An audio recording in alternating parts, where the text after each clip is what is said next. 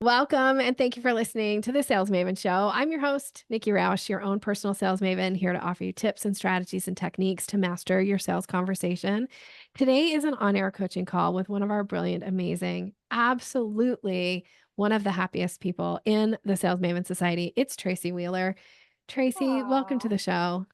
thank you, Nikki. I appreciate you having me here. And I think that my cat is going to join us on this show. Okay, the cat I is see. welcome. Oh my gosh, I'm so happy to get this time with you. I just think you are so like the name of your business is so you. So I want you to Ah, share a little bit about you and your business because I feel like you just radiate happiness and love and sunshine ah, everywhere you go. thank you so much for saying that. I appreciate that. The name of my business is called Sunny Virtual Business Support, and I provide customized virtual bookkeeping management and business support solutions for ambitious service-based entrepreneurs who are stressed out due to growth in their business.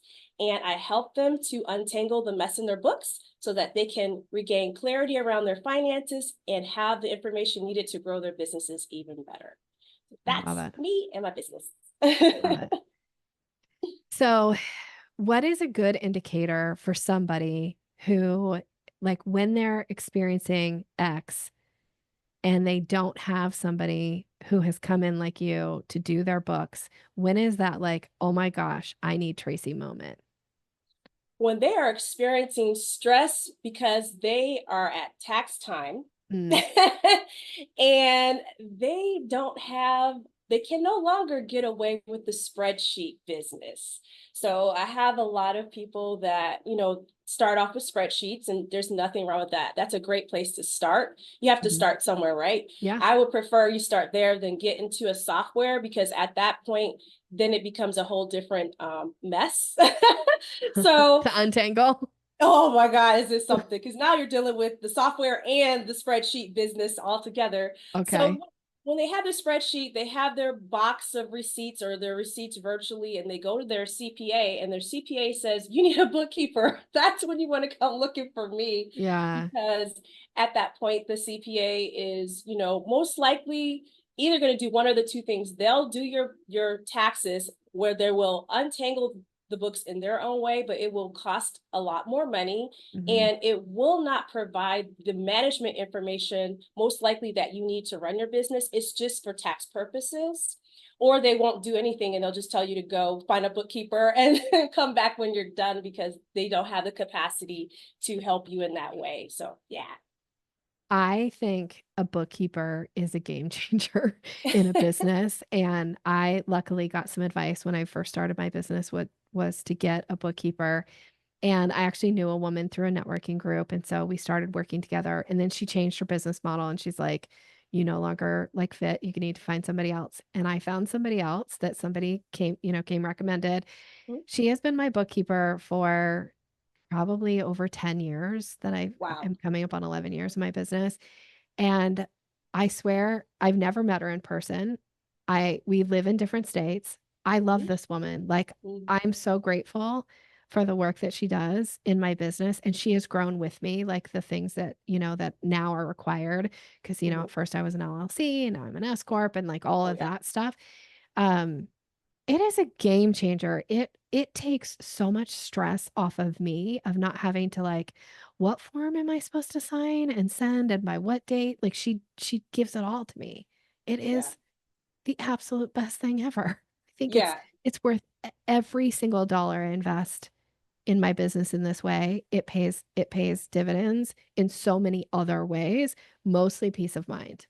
Yeah, I'm so happy you said that, because I think sometimes as business owners, we forget that um, we don't want to, step over a $100 bill to save a dollar, right? Mhm. We're so focused, especially when we're in the middle of the beginning stages and the growth stages of our business. We're so focused on the dollar amount that we're spending versus looking at how much are we investing in our business to gain back some of that time needed to work on other areas of the business. Mhm. And like you said, bookkeeping is an invaluable tool to have, have asset to have in your business, because it affects every part of your business, your finances. When you go to get a loan, you need to have a most of the time, especially if you're in the beginning stages of your business and you're going into the growth, they want to see a business plan and your financial statements. So Mhm. that spreadsheet is not going to help you when it comes to that. Or even when you're growing, they want you want to see, can you afford to hire a team member, right? Yes. And a lot of times I've had business owners who have just hired a team member and they had to lay them off because they didn't have the capital, the revenue coming in to really support that hire. So definitely an asset for your business. Yes, yes, yes. If you don't have a bookkeeper and you're listening to this podcast, I'm gonna say I recommend it highly.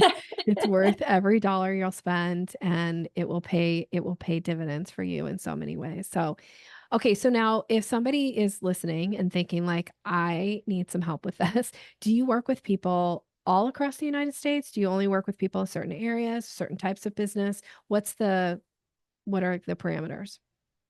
Right. So I'm virtual, just like your bookkeeper. You've never met her face to face. I'm Yeah. virtual. I'm located just outside of Las Vegas, Nevada. I'm in Henderson, Nevada.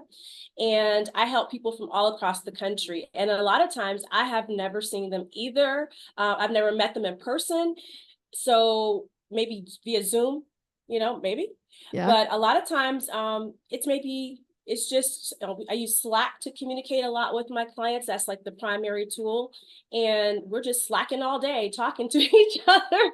And we may jump on a Zoom, to have a call, but I can help people across the country. So That's yeah, awesome. That's yeah. awesome. So you'll be delighted to get to have somebody like Tracy serve you, I will say.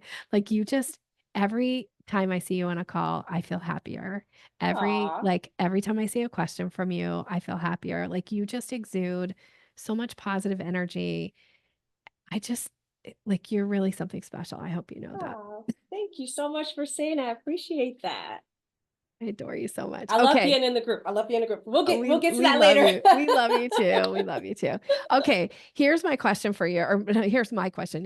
What is your question for me? How can I serve you today? This is actually about you and your coaching. How can I serve you? Okay, so how do you communicate in a way that drives sales?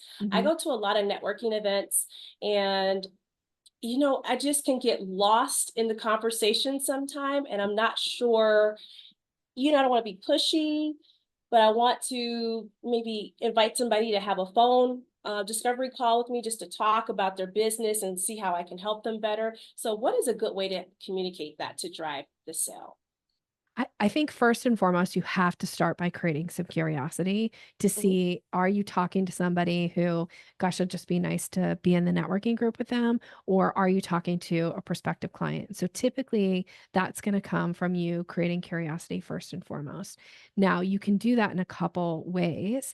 One is how you answer the question, like, what do you do? And which is a common question at networking, like, oh, what's your business? What do you do?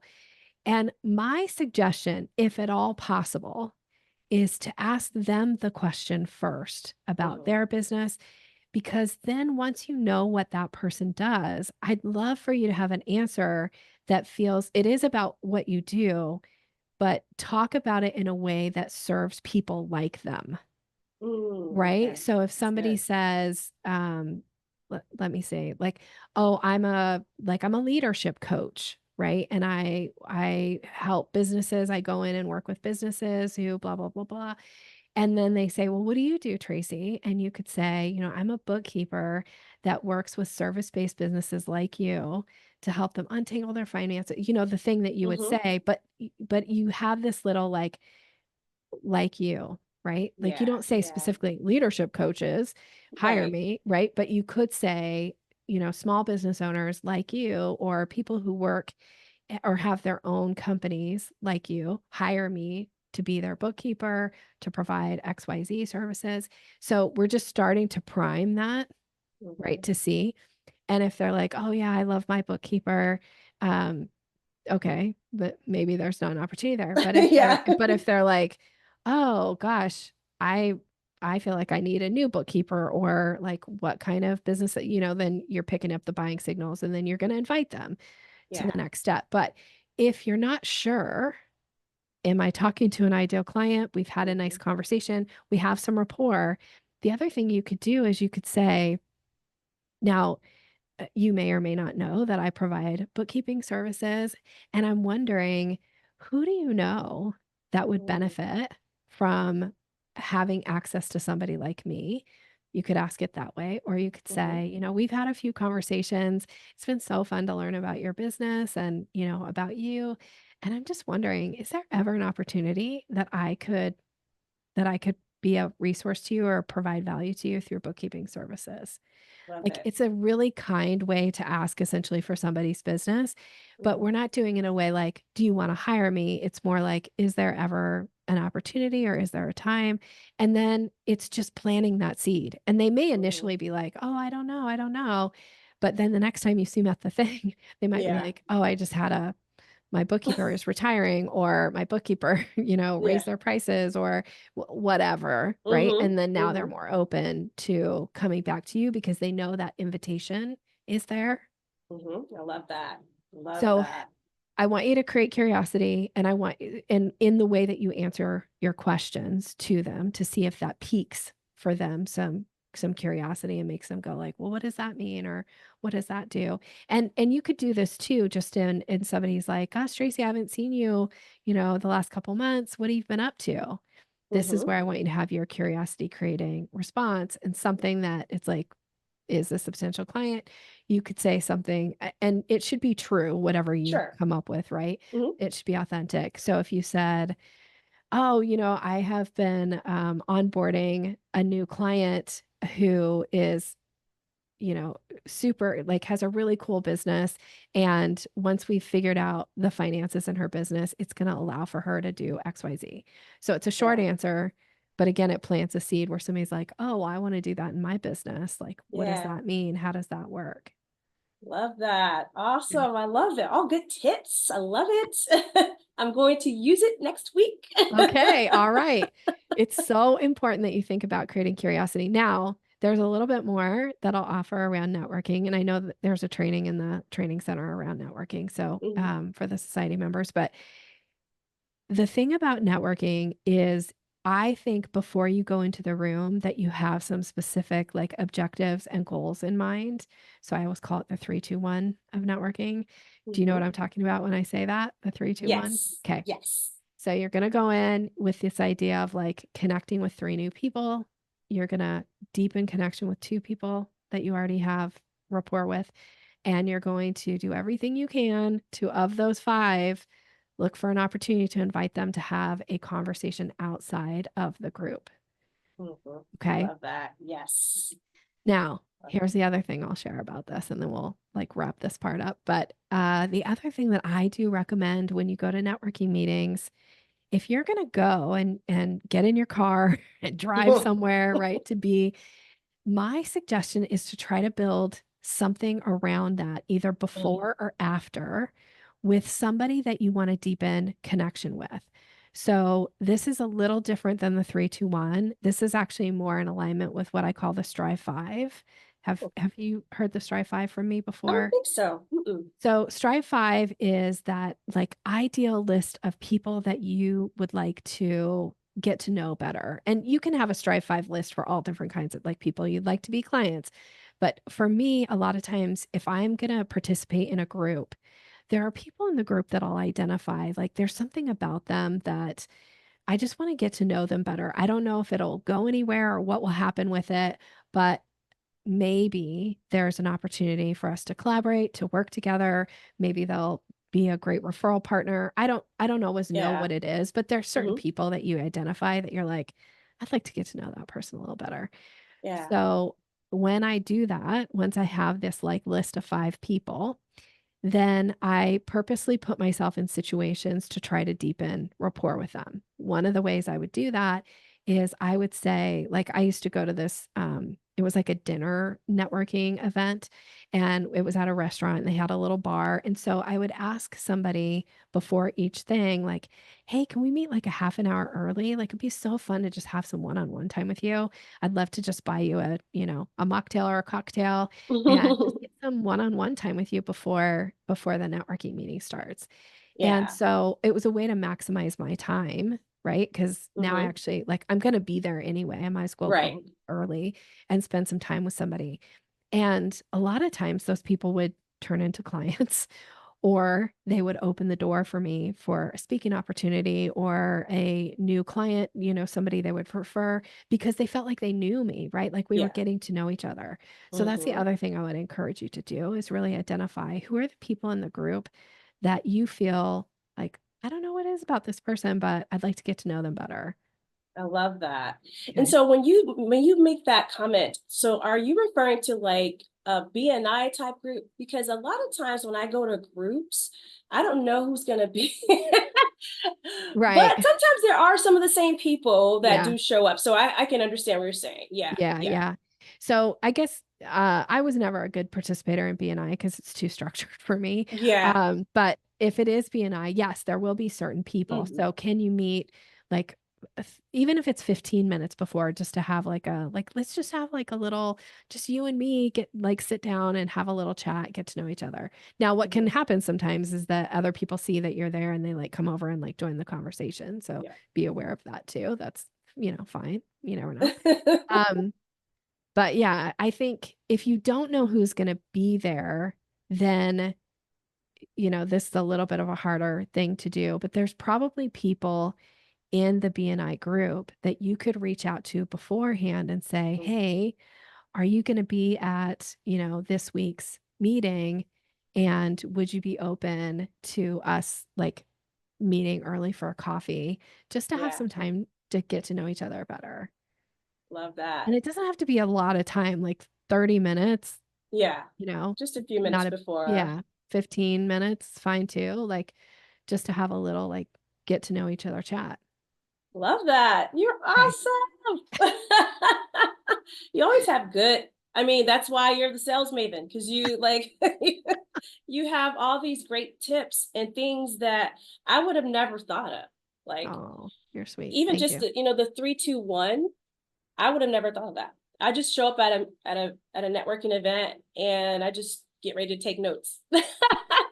And then, the calendar, I know that was the skill that I learned the most was the calendar skill, having Yes, that available. I yes. would not have thought of that had not been in the group. So thank you. I love that. I love that so much.